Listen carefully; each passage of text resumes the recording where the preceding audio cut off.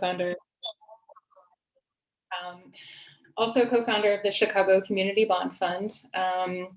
I go back in organizing quite a number of years, started out in labor organizing, but it was sort of doing the work to block evictions during the height of the foreclosure and eviction crisis around 2007, 2008, 2009, that I probably spent the most time in jail for arrests. And one of those included being charged and threatened with 3 years in prison related to an eviction blockade while I was 7 months pregnant. And being told that I needed to either accept a plea or face the possibility of going to prison, giving birth while incarcerated, and having my child taken from me. So I really deeply and profoundly appreciate your poem, Alicia. That is so beautifully written and generously shared. It's incredibly hard for folks to talk about these kinds of traumas, and just generous of people to do so, because it's so important that we understand how profound the violence of incarceration is. So Moms United works with people who identify as mothers, who are mainly incarcerated in Logan and Decatur prisons, and also folks who are in Cook County Jail pretrial, amongst some other county jails. And we work very hard to keep people from going to prison to begin with, and then also to get people out once they're there, whether through fighting alongside folks who are pretrial, to do defense campaigns, which are very much about just people in community joining, doing court support, writing letters, making calls, writing to people inside. All of those things are really crucial. And those are the kinds of things that we do to fight to get people out who are post-conviction too. So our connection with Logan is that we also work as part of a collaborative called Reunification Ride, to bring kids to see their incarcerated moms at Logan, kids who are mainly in Chicago. As some of you may know, the average distance between an incarcerated mom and their child is about 170 miles. Which is a lot when you don't have access to transportation. There's not a lot of great transportation between most places where there's a higher concentration of criminalization and the prisons themselves, right? They're often in rural places that are not easy to get to, and that's for a reason. It just sort of illustrates how incarceration is also about disposing of people and fracturing their relationships in the most violent way. So we, up until the pandemic, we're bringing kids every month to see their moms and have visits, and to do a number of other things to support one another during visits and between visits. As a result of the pandemic, there were no contact visits at all, and there still aren't contact visits. There are visits with plexiglass in between. And so kids, very young children, have had to have visits with their moms through mainly a video screen, which is pretty horrible to think about. Children of any age, but especially young children, need to be able to be touched by their moms, and their moms need to be able to hold them. Kids who are very, very young might not even actually recognize their mothers without being able to be physically close to them.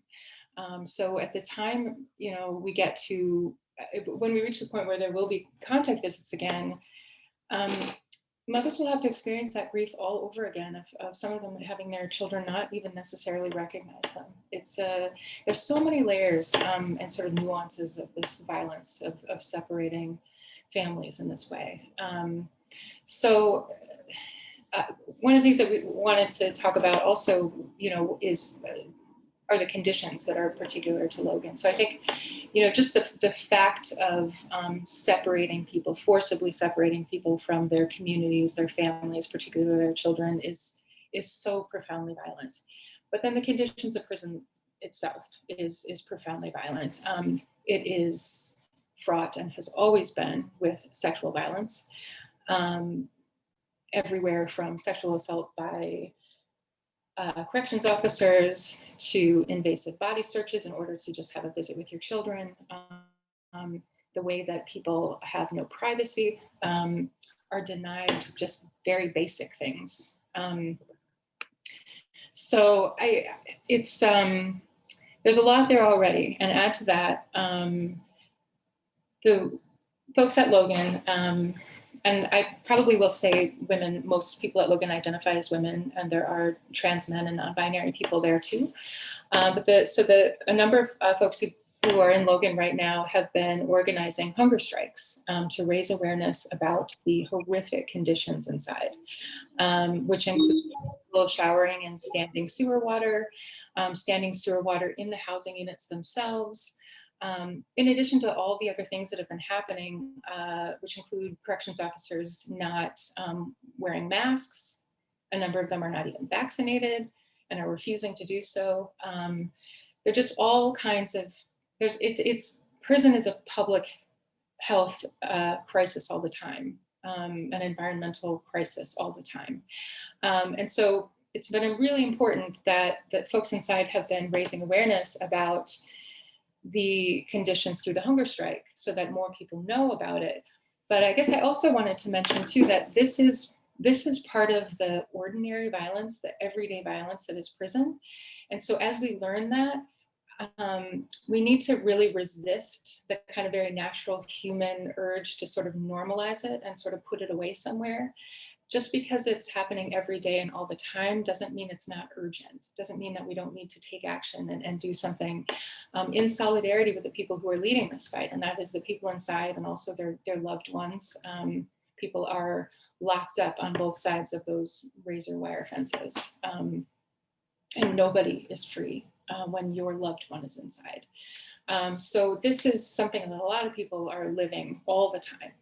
Inside and outside of prison. And so I was so happy then to hear from folks from the Final Five campaign, because it's clear that there's so much opportunity for us to work in mutual support of one another, to really take on these conditions and to say, as the Final Five campaign is saying, the solution is not to build a new prison, a better prison, another version of whatever, because every single new facility that gets built that's supposed to be different in whatever way turns into the exact same thing.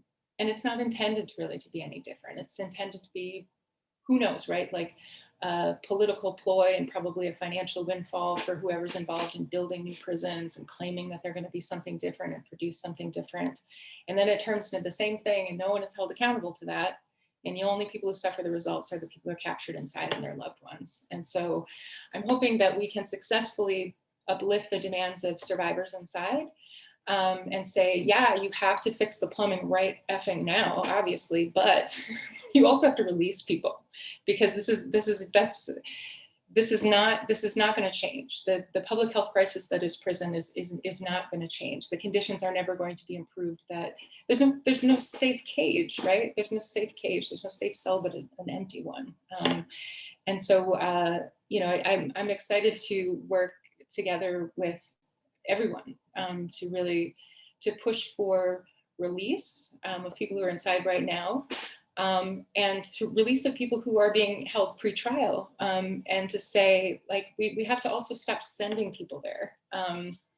We have to focus equally on the conditions of jail, which also, as many of us know, are horrific. I've been in Cook County Jail, DuPage Jail, couple of different jails in Minnesota. They're all terrible. And so to really think about what are the things that we need to do in our communities that are really supportive of conditions that would allow us to do something restorative as we address like harm that occurs, but also by ending the targeted and violent divestment from communities that are also targeted for criminalization simultaneously. That we will reduce like incidents of harm, because it's all connected and entangled with the underlying white supremacist, patriarchal, ableist violence that is this miasma that we're kind of living in, that we can't separate those things. And the state is very invested in criminalizing the survivors of that violence, because then it gets to say, oh, it's not our doing. These were just bad people, right? So I think I've gone on longer than I intended. So gonna like step back because I know that Sharif is on now, and I don't want to just keep talking because I could just talk forever. For sure. Thank you for that, though, Holly. Definitely informational. We definitely appreciate it. Yeah, Sharif, you want to introduce yourself and just tell us what you've done in the past and how you plug in with the campaign. What's up, everybody? Yeah, my name is Sharif the Greatest. You know what I'm saying? Not with THE, but with DA. You feel me? Gotta definitely throw that out there. Yeah, what have I done in the past? So in the past, I've been I was incarcerated for a year and like a few months or whatever. And before I got incarcerated, I was actually uh, I was a youth young man service. I mean, not young man service. Young man circle. I was at Circle and Cyphers, leading a young man circle, facilitating it also for the middle schoolers as well. But that was through the summertime. Um, that and really pretty much just trying to engage the community into this idea of people that's incarcerated like being forgotten about, you know what I'm saying? So trying to feed them. That's what I've been doing in the past, and currently right now I'm with Final Five as well, and I got involved with Final Five campaign through shout out to Anne Marie. Anne Marie suggested me to come because I also had some experience through juvenile. I was sentenced a half a year in my juvenile, and I was at in Chicago where I did the most of my time.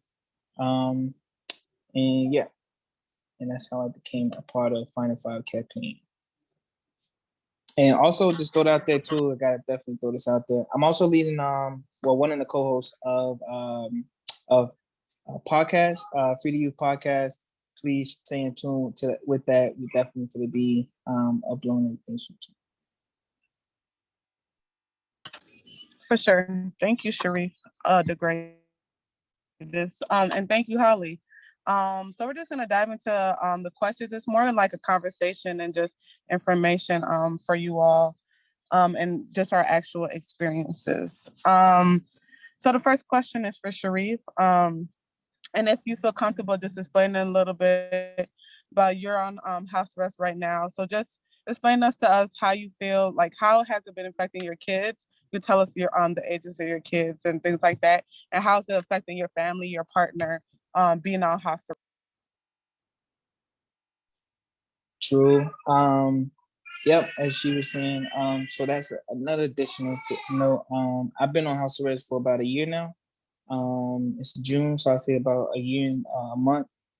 Um, yeah, to be honest with you, my partner, she has to do everything far as like take the laundry down, you know what I'm saying? Like man, it's been real hectic, you know what I'm saying? I feel due to this situation I'm in, I feel like they put too much responsibility on her. I wouldn't say me, but I'm gonna say this EM, you know what I'm saying?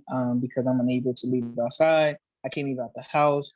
And affecting my kids because by us being in the house most of the time, they also got to see what their father go through, and also with my partner, she had to see what I had to, like basically be in the crib. I really can't even. But besides just interacting with them most of the time, but I can't take them to go see things that I know I would want to go see as a kid. You know what I'm saying?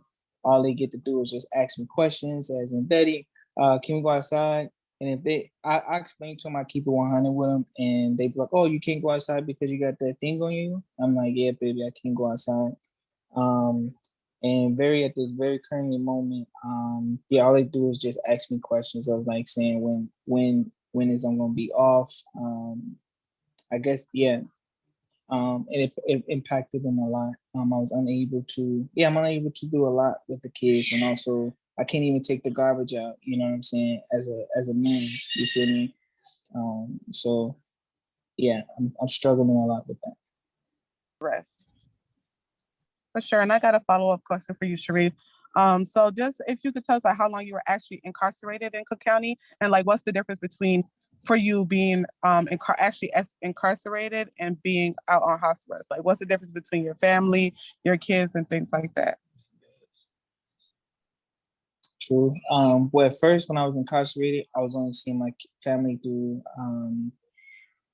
through the glass. You know what I'm saying? I was only able to touch him, just hear their voice through a little mic, but due to the fact of other voices being um, um, around, it was sort of hard to hear. 15 to 10 minutes max, maybe visits.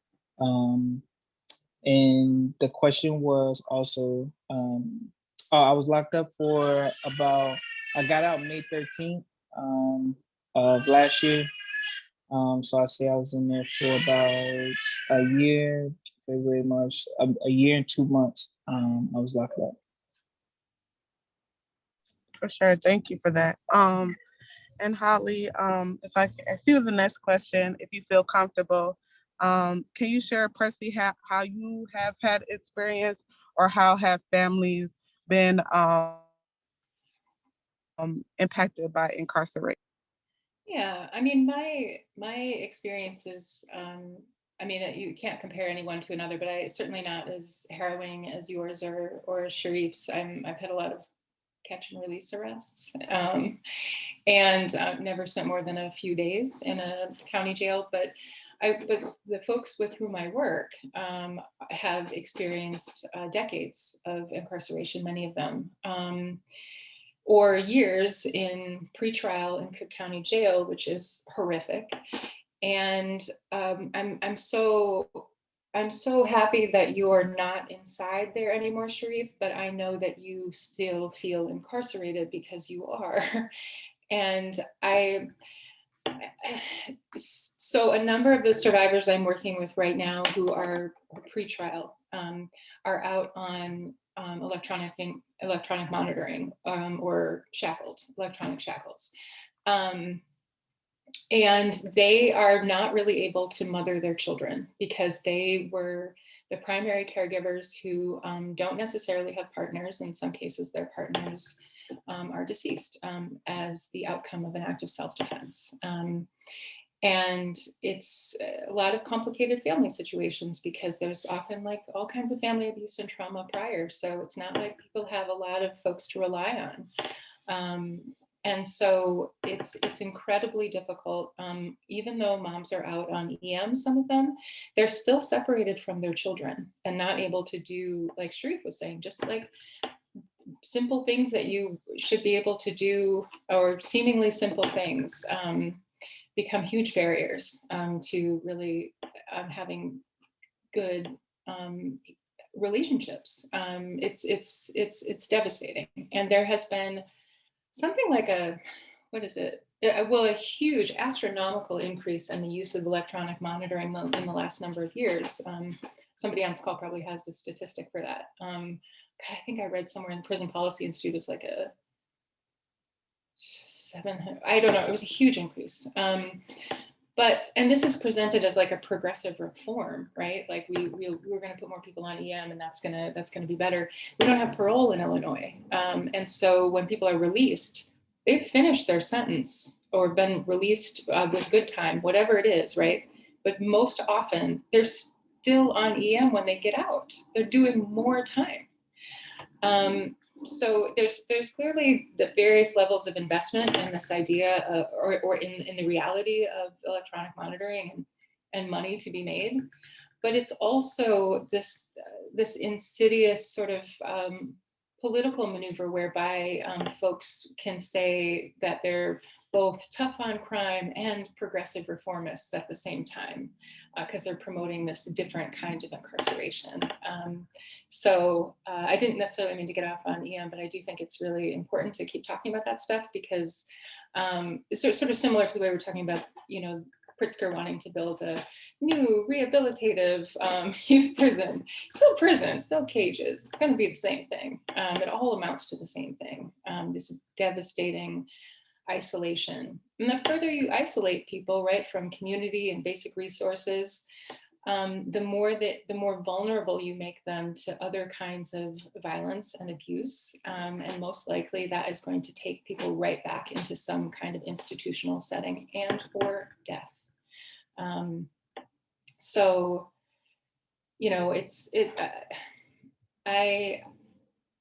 most of the people I work with are mothers of minor children. Most of the people incarcerated in designated women's prisons and county jails in Illinois and everywhere are mothers of minor children. And most of them had custody of their children before they went in.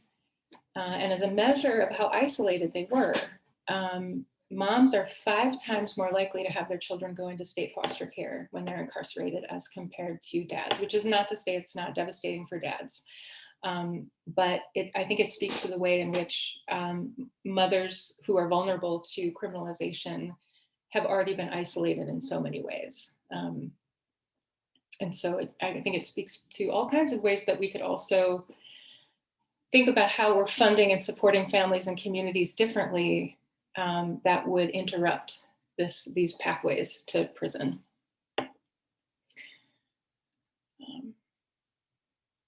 For sure. Thank you, Holly. Definitely appreciate that.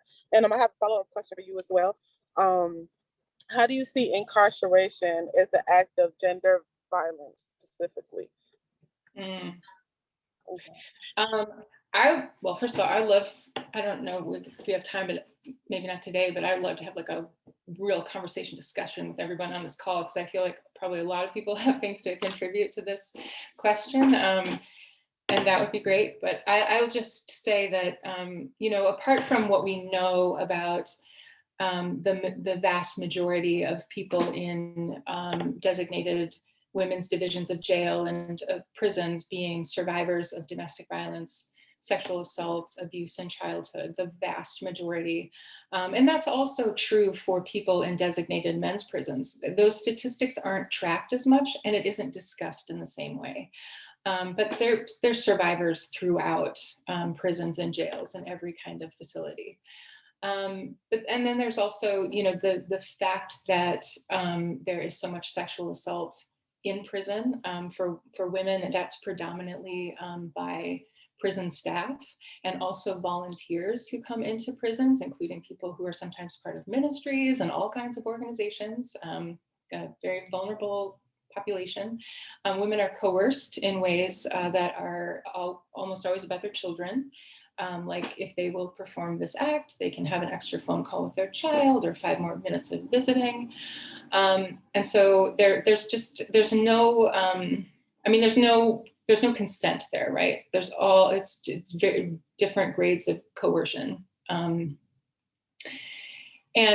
there's also just the fact I mentioned before that, invasive body searches are most often required in order to just have a visit with your child. I think that the fact that there are so many people who are forced to deliver babies while they are in prison. We have an anti-shackling law in Illinois and a number of states now. That law is bullshit because it gives discretion to correction staff as to whether or not they will shackle people anyway. And the shackling is just a reference to when you're actually delivering your baby. You can be shackled for the hours and hours prior to that you are in labor. And for those of us who have delivered babies, that is horrible to think about. And then the knowledge that your baby is going to be taken from you. That even if you have a family member to whom they could go, the knowledge that within 24 to 48 hours of you giving birth, your baby is going to be taken from you. In very few instances, people are allowed to keep their babies in the prison nursery program at Decatur, which has 8 beds. Usually only about 2 people are in them. And the standard for being eligible to keep your baby with you in the prison nursery in Decatur are so strict that you would ask yourself, how did this person ever even end up in prison? It's all like nonviolent, like only like no priors, like you got to be out within 18 months on your sentence. There's all kinds of stuff, right?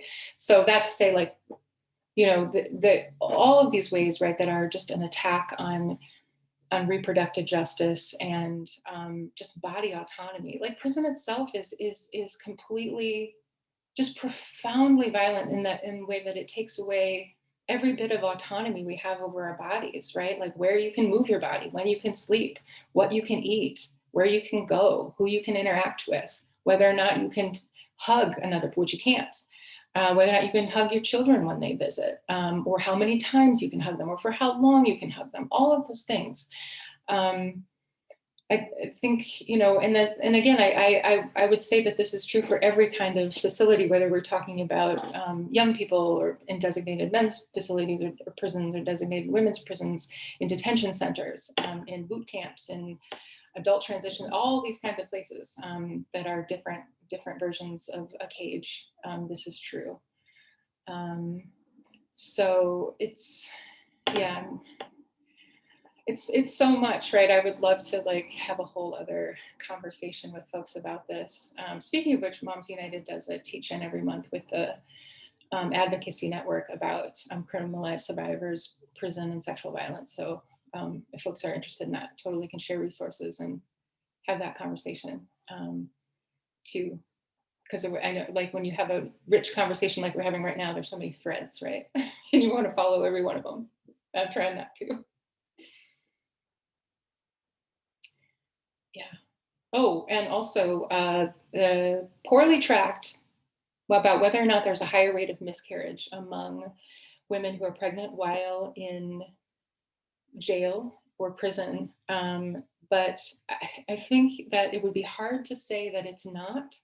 And also higher rates of mortality of both maternal and fetal mortality. And often there are issues like early childhood issues for children who were born while their moms were pregnant, incarcerated, and that could have to do with healthcare, stress, any number of things, right?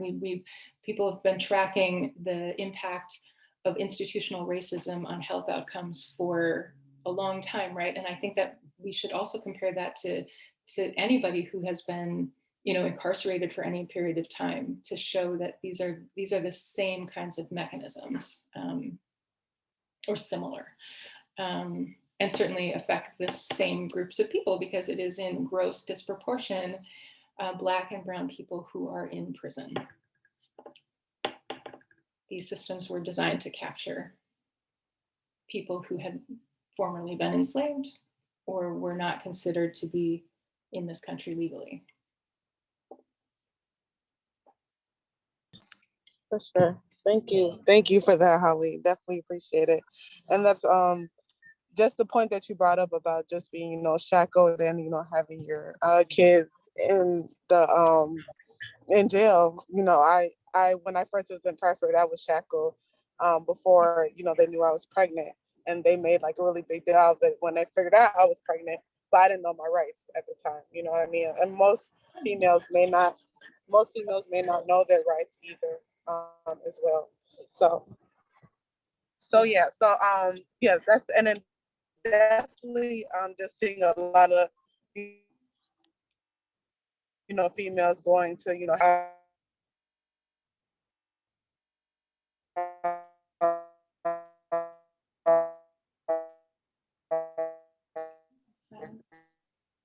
Breaking up. you know, I was just like not trying to.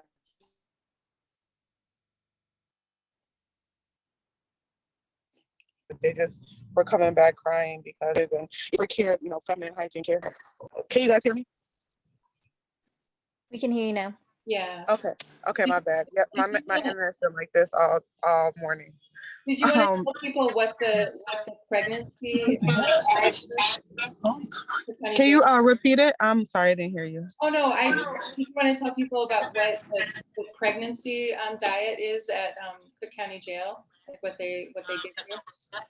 Yeah, I just remember, I don't even remember that we got any different type of treatment, like, because I don't know what the difference was between the pregnancy unit and like the regular, like, you know, what they got. But it's the same, like, shit food. Yeah. You know, I think we got like an extra cake maybe. And I know like we got like an extra mattress.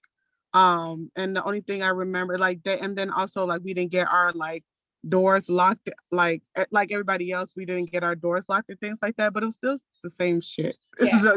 Yeah. Like the food was horrible. Right. The only thing I can remember is we got the same cake, but we got the same menu as the men get, the other general females population gets.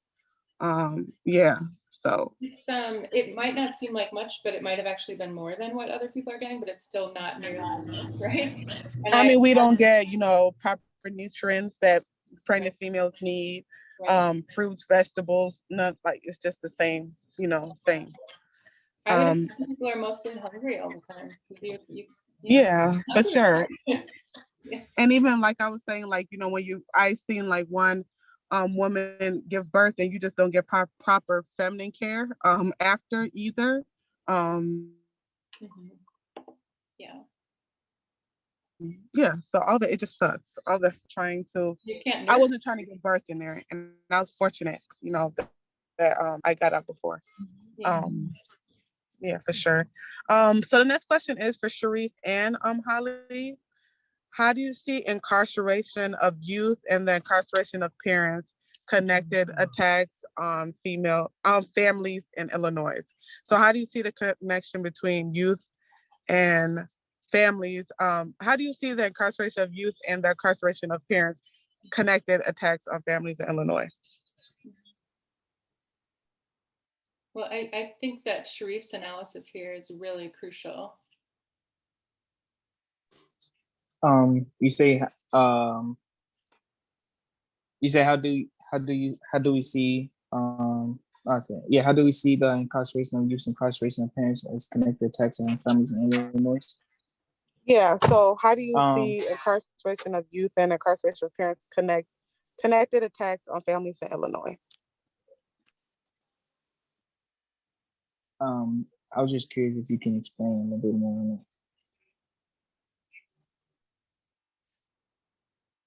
Oh, you said just explain a little more? Yeah. Okay. Yeah, for sure. Sorry about my internet also. Everyone has been tweaking all day. But basically, how do you feel like they're attacking us, right? How do you feel like they're attacking families? How do you feel like they're attacking youth in Illinois? Like how do you just feel like the whole prison system is attacks against families and youth? And how do you feel that they're connected as well? True. If that makes sense. Yeah. Look, I'm thinking about, I don't know, I guess this whole idea of like being disconnected, of like having this um it's a feeling, you know what I'm saying? This they want you to have this disconnection of feeling of like numbness, you know what I'm saying? I want to say numbness. Um yeah, yeah, I feel like they want you to be numb to like be like this normal where like the fathers and mothers is not around their kids, you know what I'm saying? Yeah, I think yeah, I'll just leave it there. I feel like they want us to be numb to them. For sure. And Holly, if you have a follow-up answer as well. Oh, yeah. Well, I just want to add too, Sharif, I just appreciate you so much for sharing, some of what you are like right now going through that's very fresh for you. And I hope that you will get the space at some point to like maybe like write about it and be in circle more about it and do things that feel supportive. And please reach out to, we're called Moms United, but we support dads too. So reach out to us anytime. And happy to support your partner too, because as you said, like this all means that she's got to carry so much more than she should have to. And that hurts both of you. And so please reach out. And anybody reach out to us, momsunitedchicago@gmail.com is a way to reach all of the organizers with Moms United at once. Yeah, so I think everything that Sharif said, and also a lot of what you were describing before, Sharif, I think really powerfully illustrated your answer.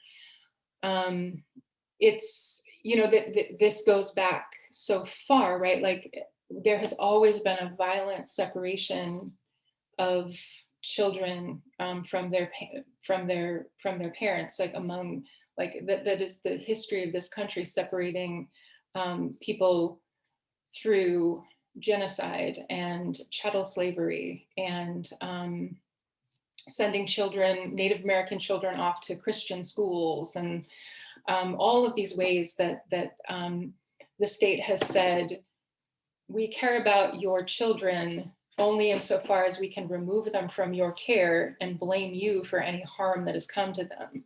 And now you are disposable. And then we're going to treat your children the same as soon as they're of whatever age we decide they're an adult, which for Black children and brown children is pretty young in this country, certainly not 18. You know, and up until pretty recently in Illinois, we could put in youth prisons children who were as young as 10 years old.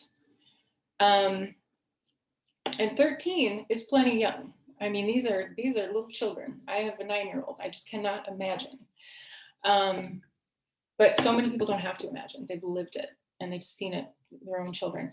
So there are all these systems that already exist, right? So one of the most insidious and the most entangled that rose up right alongside the criminal justice system is child protection services, right? That are all about surveilling families, that are all about separating families. And whatever individual social workers intend to do or want their work to be about, it ultimately becomes about that mechanism.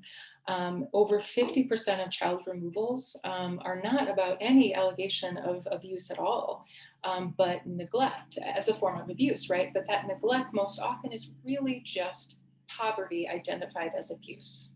So instead of funding communities or halting the aggressive divestment of communities and families, we separate children. And as I said before, over 80%, maybe close to 90% of people who are in prisons in the US have been in state foster care at some point in their lives. Not necessarily because their parents were incarcerated, but simply because their parenthood was criminalized in some way. Because it is a very, even though it happens in a family court, is a very criminalizing process. And when you sever a parent's parental rights, it is a civil death. It is such a profound grief. So that's, you know, and when people are arrested, right, they have minor children, they very often end up in family court dealing with DCFS at some point. And even when their cases, there's some disposition in their case such that they, you know, took a plea and they're out, or maybe even charges were dismissed, or maybe they were acquitted, they're still in family court. Because once you get captured in that system, they don't just let you go. And they probably will continue to surveil you, even with any children you continue to have after whatever events occurred that brought you there. That's a huge piece. We are looking right now at what, just reading about how they're going to lay off like over 200 teachers in North Lawndale and communities where there is a grossly disproportionate criminalization of young people and their parents as it is. And then they're saying, well, no, but we're going to rehire teachers later. Well, where? Because I'm pretty sure they're not going to fund these communities from which they are stealing just vital community assets, which is the teachers who very often are from those communities. And meanwhile, we've got facilities in that same community. And it's hard to imagine that as they remove funding and resources, that they aren't going to further fulfill those carceral facilities. Sorry, I'm going off a little bit all over the place, but all that to say, like, there are all these pieces from schools and foster care systems and healthcare systems, my God, where doctors and sometimes nurses are identifying abuse and neglect, where they really need to be asking more questions. Domestic violence services, where sometimes the abuse that a person is surviving and suffering is used against them to remove their children. All these ways that families are violently separated by these systems, and then put in these pipelines and pathways to be further captured inside of these systems. It's also deeply interconnected, which is why I think so many of us, learning from Mariame Kaba and so many other incredible people, have been arguing that what we need to do is create the conditions that will support restorative processes to address harm.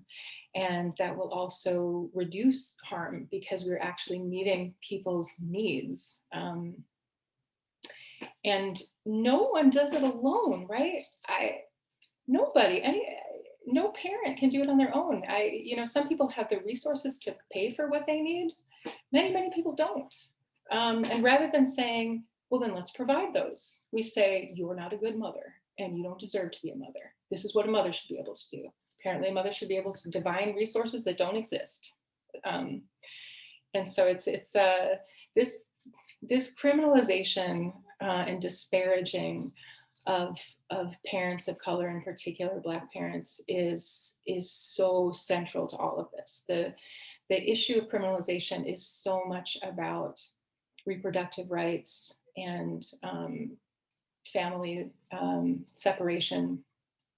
And what right now our progressive governor apparently is proposing is that we will reunite families by incarcerating moms, dads, and their children all in the same city in Illinois.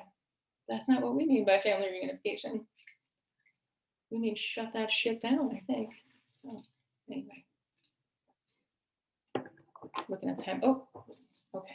Huh? Yeah, for sure. Yeah, Bitch, thank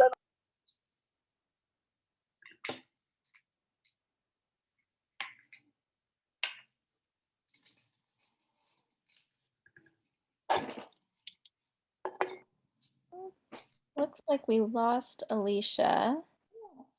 And I also know we're sort of coming up at the 4 o'clock mark here. We did have one final question, and maybe we can try and keep it, and then we're going to end with action items. So we might go a little bit past 4 if that is that okay with our speakers?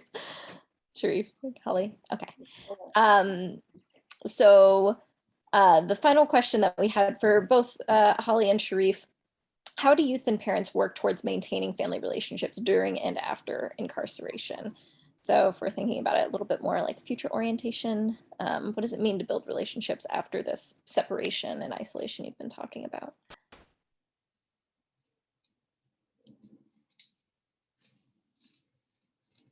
Sharif, did you want to take that first?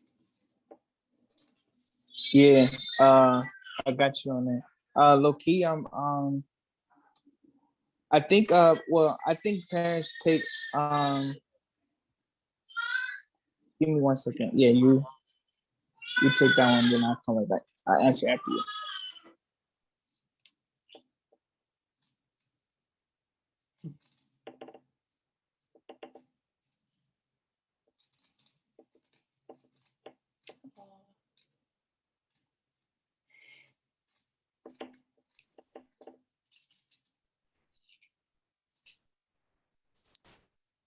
Parenting in motion. Let's see. Holly, did you want to take it first? Give Sharif a second. Oh yeah. Yep. That's yeah. So I feel like kind of stuff I said is really how I want to respond to that, because what I think we need are healing centered, restorative kinds of spaces, right? But we cannot really do that when people are currently immersed in a criminal case or a family law case or a family court case, or other kinds of civil cases too, when they're already entangled in these systems, because anything that folks say, you know, might be used against them in some way. People are not encouraged to communicate when they've sort of been divided by the state in certain ways, either between different families seeking custody or between this harsh division created as like defense and prosecution, the state's definition of victim and perpetrator, and which we know is much more complicated than that. So I think that what I think what's really vital is that we dismantle these systems against, and you know, like, I'm gonna quote Miriam again, because she's my favorite human besides my daughter, that we have to prefigure the world we want to live in. So that's not to say that we can't be building these things out, but at some point, like, we have to be abolishing these systems. And one thing that we've seen is that when we aren't doing both at the same time, is that we create like restorative justice courts and other sort of proxies that then become the state's way of appropriating progressive ideas and then using them to expand the system. So I think we need like fully funded communities and restorative spaces to address harm. But that has to be bound up with this abolitionist fight to destroy every form of incarceration. and to sort of be ahead of them on imagining what they're going to come up with next in terms of what will be the next form of incarceration.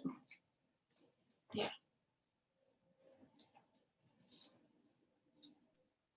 True. Yeah, I appreciate that. Look, I was thinking of like how do families maintain relationship during and after? Really really providing as much care as in all the things that's being absent that they unable to receive while incarcerated, even in the aftercare when they return home, kind of providing them / updating them on everything that has been missed. You know what I'm saying? Like most of the stuff that we see on most of the TVs, you know what I'm saying, is already programmed. You know what I'm saying? So we don't really see most of the other stuff that y'all would like to tap into on TV or through social media or whatever, you know what I'm saying? So it's sort of like catching them up afterwards. And I think too, kind of pushing family, you know what I'm saying? Like reconnecting family that's like been less engagement due to the fact of incarceration, of like pointing out this picture of like like I guess the family word, you know what I'm saying? Like we as family and family stand strong with each other. So sort of like disconnected family, the whole idea of like whatever they've been fighting, they usually, I feel like they usually like separate themselves because of that matter. But the idea of like having this label of family behind that, it's like we family, we stand strong no matter whatever the situation is. And moving on with that, no matter moving on with that. So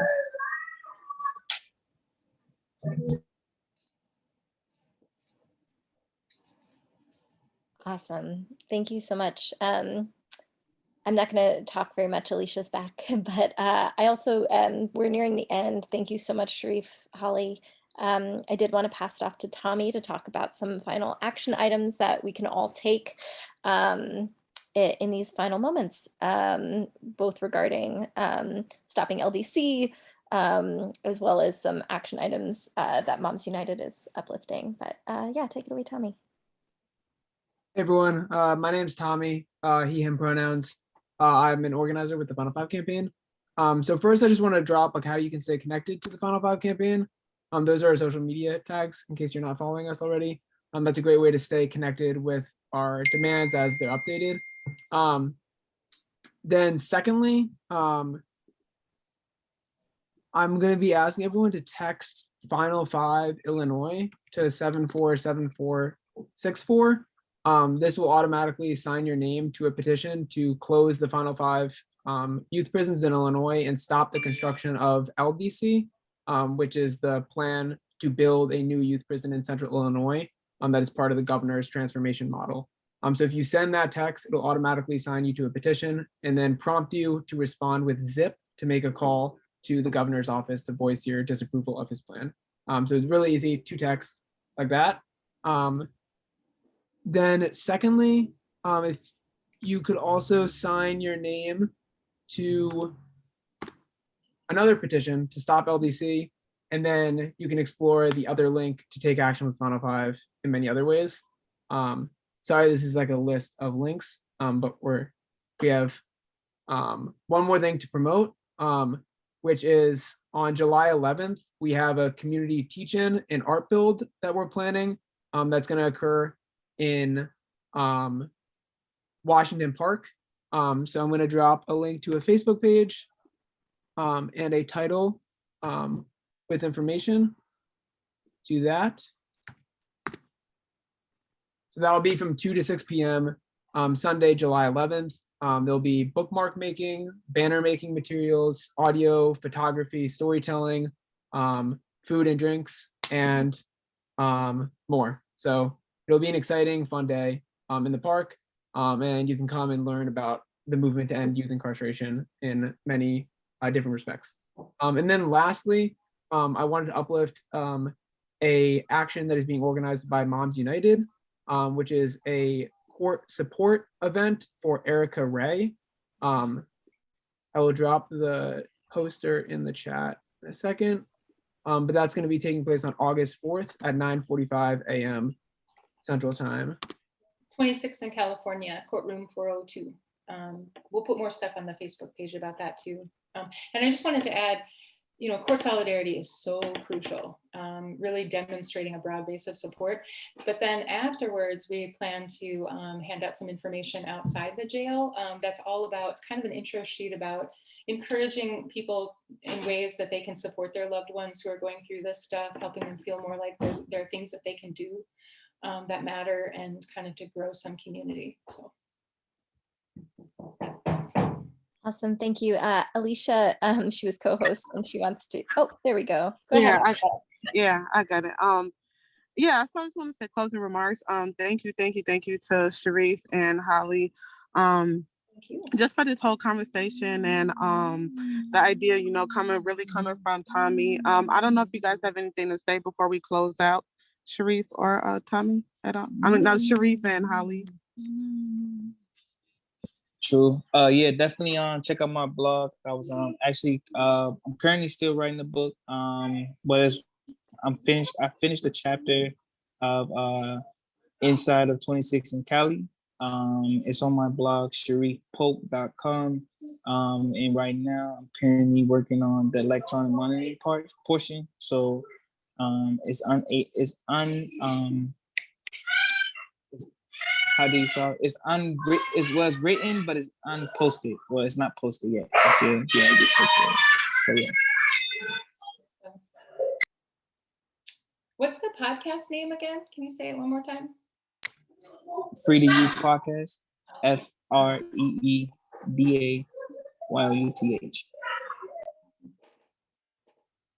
I don't have anything more to add. I think I've probably talked a lot. I know we're out of time, but I hope that folks will reach out to, I know some folks put links in the chat, but that's gonna go soon, and just like reach out to momsunitedchicago@gmail.com if you can. It would be great. And if you can come on August 4th, it'd be wonderful just to be together in person too, as much as possible. Erica Ray is the person with whom we're going to court. She will be writ from Logan by then. She's been there 14 years. She's currently got an out date of 2049, but that ain't gonna happen. We're gonna get her out.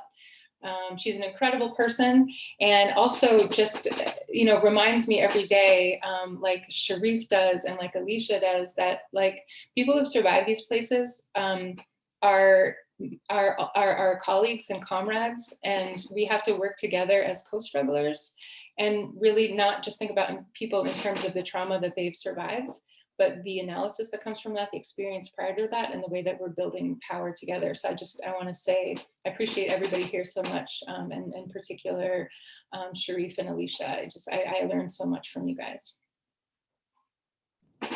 Thank you again, Holly and Sharif and rest of the final five. Yeah, I think these conversations are important. I think this was a really good idea, just to sit in conversation and just think about that as we go about our days, that there are parents, families, and homes that have been impacted by incarceration. So just lifting them all up, and appreciate everybody that's on the call and stayed and just listened to what we had to say. And just took the time out your day. So definitely appreciate it. Thank you. Have a good weekend all.